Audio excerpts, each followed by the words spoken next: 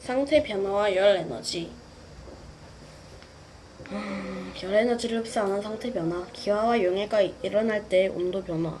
주전자에 물을 가열하면 조금씩 기포가 올라오면서 물이 끓기 시작한다. 물이 끓어서 기화하는 동안 물의 온도는 어떻게 변하는지 다음 탐구로 알아보자. 물을 가열하면 온도가 높아지다가 100도 이상에서 끓기 시작하는데 이때 온도가 더 이상 높아지지 않고 일정하게 유지된다. 이처럼 액체 물질이 끓어 기체가 되는 동안 일정하게 유지되는 온도를 끓는 점이라고 한다. 얼음을 가열할 때에는 온도가 어떻게 변할지 다음 탐구로 알아보자. 얼음을 가열하면 온도가 높아지다가 0도에서 녹기 시작하는데 이때 그림 10과 같이 온도가 더 이상 높아지지 않고 일정하게 유지된다. 이처럼 고체 물질이 녹아 액체가 되는 동안 일정하게 유지되는 온도를 녹는 점이라고 한다. 상태가 변할 때 흡수하는 열 에너지. 융해나 기화가 일어나는 동안 물질을 가열해도 온도가 높아지지 않고 일정한 까닭이 융해나 기화가 일어나는 동안 물질을 가열해도 온도가 높아지지 않고 일정한 까닭은 무엇일까? 그것은 가한 열 에너지가 물질의 상태를 변화시키는데 모두 사용되고 있기 때문이다.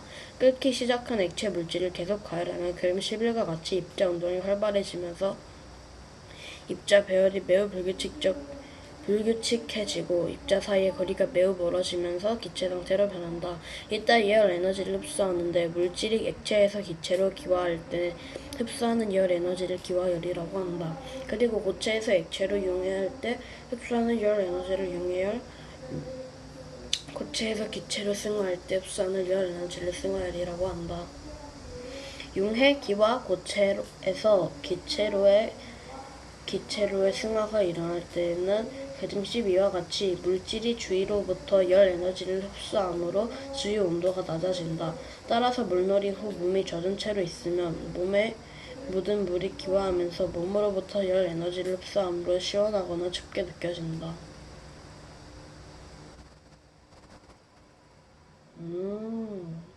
마를 때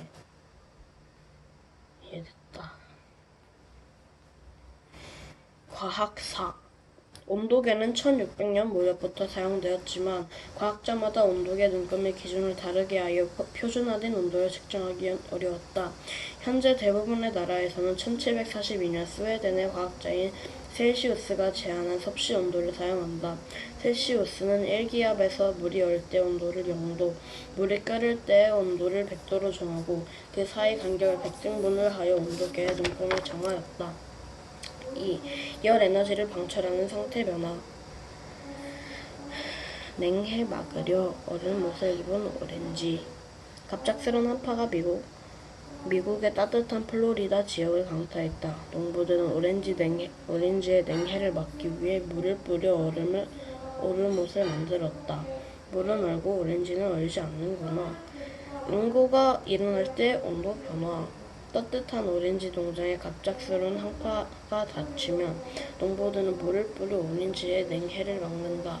오렌지에 뿌린 물이 얼음으로 응고될 때 온도는 어떻게 달라질까?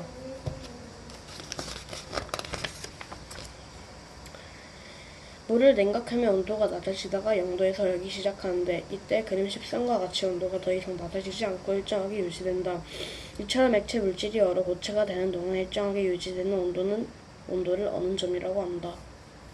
상태가 변할 때 방출하는 열 에너지. 응고가 일어나는 동안 물질을 냉각해도 온도가 낮아지지 않고 일정한 까닭은 무엇일까? 그것은 물질이 상태 변화에서 열 에너지를 방출하기 때문이다. 액체 물질을 냉각하면 그림 14와 같이 입자 운동이 둔해지면서 입자 배열이 규칙적으로 변하고 입자 사이의 거리가 차가워지면서 고체 상태로 변한다. 이 과정에서 상태 변화하는 물질은 열 에너지를 방출하는데 물질이 액체에서 고체로 응고할 때 방출하는 열 에너지를 응고열이라고 한다. 그리고 기체에서 액체로 액화할 때 방출하는 열 에너지를 액화열, 기체에서 고체로 승화할 때 방출하는 열 에너지를 승화열이라고 한다. 응고, 액화 기체에서 고체로의 승화가 일어날 때에는 그림 15와 같이 물질이 주위로 열 에너지를 방출하면서 주위의 온도가 높아진다. 따라서 오렌지 나무에 물을 뿌리면 물이 얼 때 열 에너지를 방출하므로 갑작스러운 한파에도 오렌지가 얼지 않는다.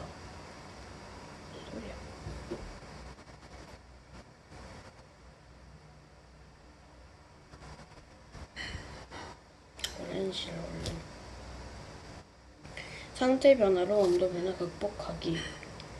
우주에서는 온도 변화가 매우 크기 때문에 우주 비행사들은 상태 변화 물질이 포함된 우주복을 착용한다.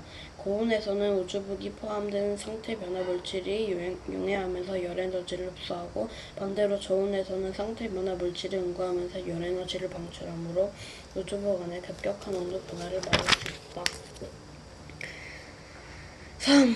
상태가 변할 때 출입하는 열 에너지의 이유.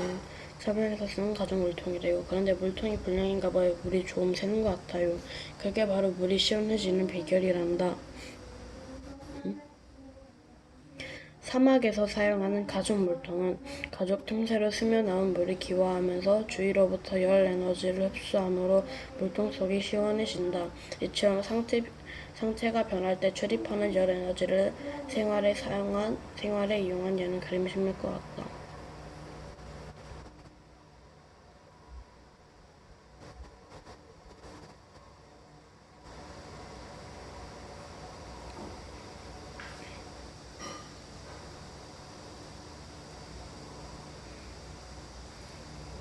열 에너지를 흡수하는 건 기화승화. 기온이 높은 날 도로에 물을 뿌리면 물이 기화하면서 열 에너지를 흡수하므로 주위가 시원해지고, 드라이 아이스가 승화하면서 열 에너지를 흡수하므로 아이스크림, 케이크가 잘 녹지 않는다. 응고. 액체 파라핀에 담근 선을 끊으면 파라핀이 응고하면서 열 에너지를 방출하므로 온열 치료가 가능하다. 커피 전문점에서는 수증기가 물로 익화하면서 열 에너지를 방출하는 것을 이용하여 우유를 데운다.